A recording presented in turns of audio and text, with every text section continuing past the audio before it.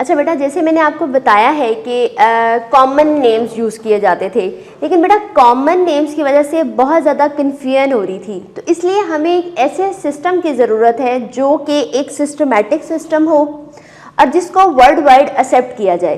तो इसके लिए एक सिस्टम आया that is called binomial nomenclature. अब हम देखते हैं कि ये सिस्टम किसने दिया, क्या उसने डिस्कार्ड किया, कौन सा उसने मतलब किस रीज़न पे ये दिया।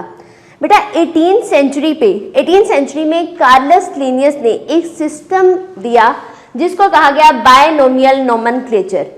उसने ये सिस्टम डिवाइस किया ताकि वो ऑर्गेनिजम्स को एक सिस्टमैटिक नेम असाइन कर सके और उनको क्लासीफाई कर सके। फिर उसके बाद मेरा बेटा उसने जो कॉमन नेम्स थे उनको डिस्कार्ड कर दिया। उसने साइंटिफिक नेम्स दिए प्लांट्स को भी और एनिमल्स को भी। साइंटिफिक नेम्स उसने लिए लैटिन वर्ड से। उसके बाद मेरा बेटा उसने इतना ज़्यादा काम किया कि उसका ये सिस्टम वर्ल्ड वाइड एक्सेप्ट हुआ। इसके बाद बेटा उसने प्लांट्स के साइंटिफिक नेम पे एक पब्लिकेशन की इन 1753। उसकी ये पब्लिकेशन इतनी ज़्यादा एक्सेप्ट हुई कि उसके बाद उसने प्लांट के साइंटिफिक नेम्स पे भी एक पब्लिकेशन की इन 1758। अब हम देखते हैं बेटा कि बायनोमियल नॉमेनक्लेचर है क्या। बेटा bi means two, nomial mean name, कि इसमें साइंटिफिक नेम्स जो दिए गए ऑर्गेनिज्म को it consist of two parts. अब हम देखते हैं कि ये साइंटिफिक नेम्स जब असाइन किए गए तो रूल्स क्या थे। बेटा the rule number 1 is that it consist of two names. The first name is generic name and it always begins with capital letter. After the generic name, the second name is species name and it always begins with a small letter. अब बेटा ये जो दोनों names हैं, it should be italicized और underlined.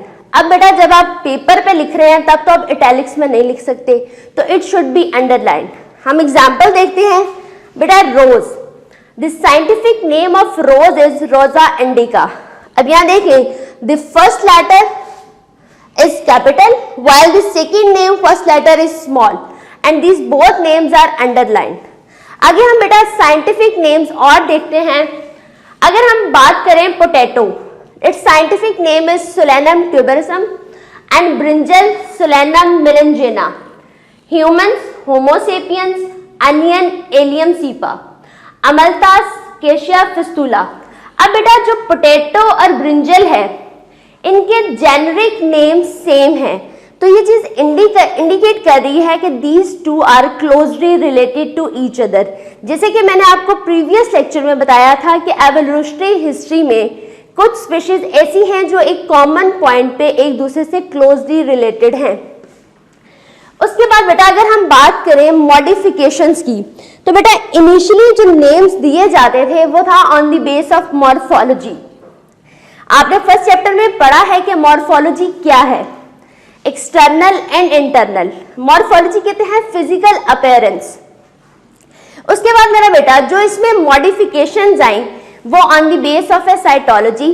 जैसे कि मैंने आपको प्रीवियस लेक्चर में बताया था that cytology is cell biology, genetics study of genes and inheritance, physiology structure function and development, in molecular biology the structured cell and organelles at molecular level. So this is all about nomenclature. बेटा जो अगला topic हम discuss करने जा रहे हैं that is 2 to 5 kingdom classification systems. अब इसमें हम बेटा 2, 3, 4 एंड 5 किंगडम को डिटेल से देखेंगे कि ऑर्गेनिजम्स को कैसे क्लासीफाई किया गया था इन किंगडम्स में। अब बेटा जो प्रपोज की गई थी किंगडम्स वो 2 to 5 थी।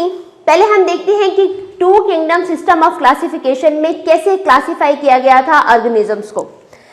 बेटा इसमें जैसे आपको पता है 2, तो इसमें बेटा प्लांट्स और एनिमल्स को क्लासिफाई किया गया था। जैसे कि आपको पता है कि प्लांट्स ऑटोट्रॉफिक इन नेचर हैं। ऑटो मीन सेल्फ, मतलब वो अपनी फूड को खुद सिंथेसाइज कर सकते हैं बाय इनऑर्गेनिक मटेरियल। और आपको ये भी पता है कि दे कैन डू फोटोसिंथेसिस, जिनके रिजल्ट में वो अपनी food in the form of A carbohydrates जो हम भी लेते हैं और वो खुद भी यूटिलाइज करते हैं। The other one is animals. Animals are heterotroph in nature.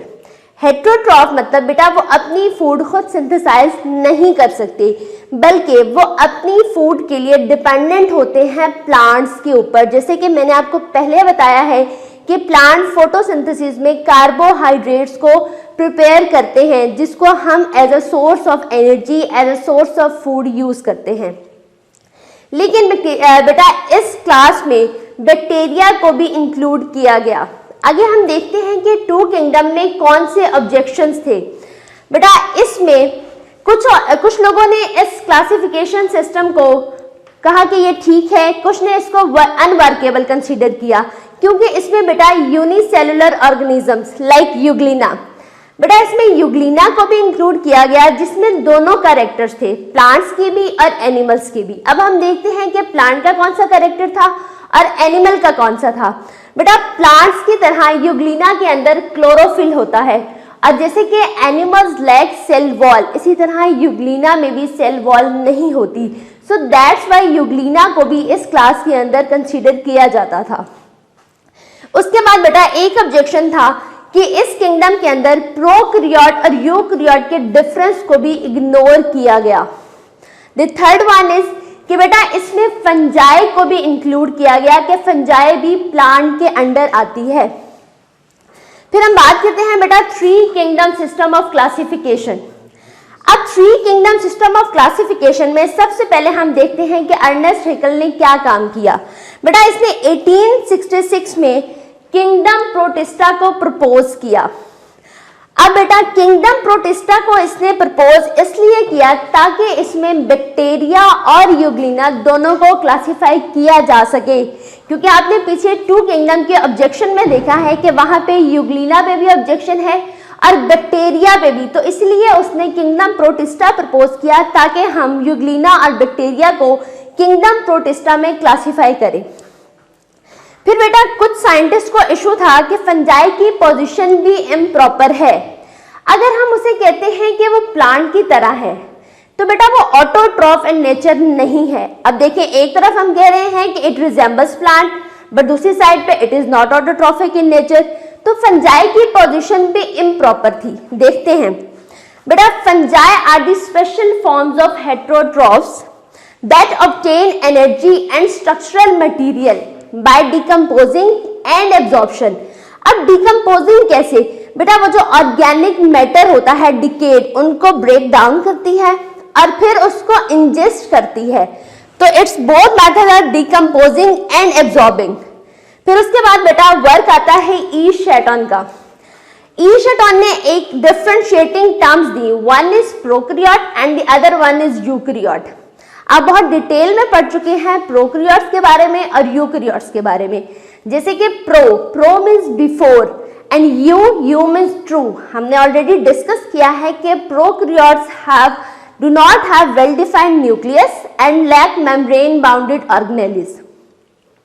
और यूकैरियोट्स में बेटा जिससे आपने पीछे पढ़ा है कि they have well defined nucleus and have membrane bounded organelles like Golgi apparatus, endoplasmic reticulum। उसके बाद बेटा इन्होंने क्या किया कि इसने यूग्लिना और फंजाई को किंगडम प्रोटिस्टा के अंदर ही डिफरेंट ग्रुप्स के अंदर क्लासिफाई किया। अब बेटा देखें डिफरेंट टर्म्स यहाँ पे आ गई, प्रोकैरियोट भी और यूकैरियोट भी।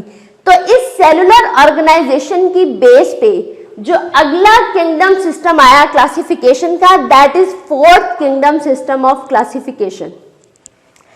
अब बेटा इसको प्रपोज किया था हर्बर्ट कॉपलैंड ने 1938 में। जैसे कि आपने थर्ड किंगडम में देखा है कि दो different terms I, one is prokaryote and the other one is eukaryote. इस बेस पे उसने प्रोकैरियोट्स को एलिवेट कर दिया किंगडम स्टेटस पे, ये किंगडम प्रोकैरियोटी, मतलब इसमें बैक्टीरिया, सियानोबैक्टीरिया वगैरह को क्लासिफाई किया गया। उसके बाद आता है बेटा five kingdom system of classification. Five kingdom को प्रपोज किया रॉबर्ट विटेकर ने इन 1969। अब इसकी बेसिस क्या थी मेरा बेटा? 3 डिफरेंट सेलुलर ऑर्गेनाइजेशन जिनको एसोसिएट किया गया था to 3 different mode of nutrition. One is photosynthesis, आपको पता है कि फोटोसिंथेसिस कौन करते हैं? Green plants. The other one is absorption, जैसे पीछे मैंने आपको फंजाई की पोजीशन में बताया है कि वो डिकम्पोज करते हैं, उसके बाद एब्जॉर्ब करते हैं। तो absorption is done by fungi, while ingestion is done by animals. अब बेटा हम देखते हैं कि 5 किंगडम्स जो रॉबर्ट व्हिटेकर ने प्रपोज की थी वो क्या है। The first kingdom is kingdom Monera, जिसके अंदर आ रहे हैं प्रोकैरियोट्स, दे आर यूनिसेलुलर। इसके प्रोकैरियोट्स में हमें पता है bacteria and cyanobacteria. The second kingdom is kingdom Protista, इसके बारे में आपने पीछे भी देखा है। These are eukaryotic, unicellular and Euglena, Amoeba and slime moulds are classified under this kingdom. The third kingdom is kingdom Plantae. These are eukaryotic, multicellular and autotrophic mode of nutrition. Mosses, ferns and flowering plants are classified under this kingdom. The fourth one is kingdom Animalia. Animals are eukaryotes, multicellular and their mode of nutrition is ingestion. When they do not have cell wall, they lack cellulose. Birds and reptiles are classified under this kingdom. The kingdom fifth is kingdom Fungi. These are eukaryotes, multicellulars and their mode of nutrition is like reducers. Mushrooms, yeast and rhizopods are classified under this kingdom. बेटा ये 5 kingdoms तो थे according to Robert Whittaker. अब हम देखते हैं कि 5 kingdom को मॉडिफाई किसने किया। लैंड मार्गोलिस एंड कार्लन शिवार्ट्स ने फर्दर मॉडिफिकेशन की थी 5 किंगडम्स में। अब इसकी बेसिस क्या थी? Cytology, mode of nutrition, cellular organisation, genetics and symbiotic relationship. इनकी बेस पे इन्होंने 5 किंगडम के अंदर फर्दर मॉडिफिकेशंस की थी। थैंक यू बेटा।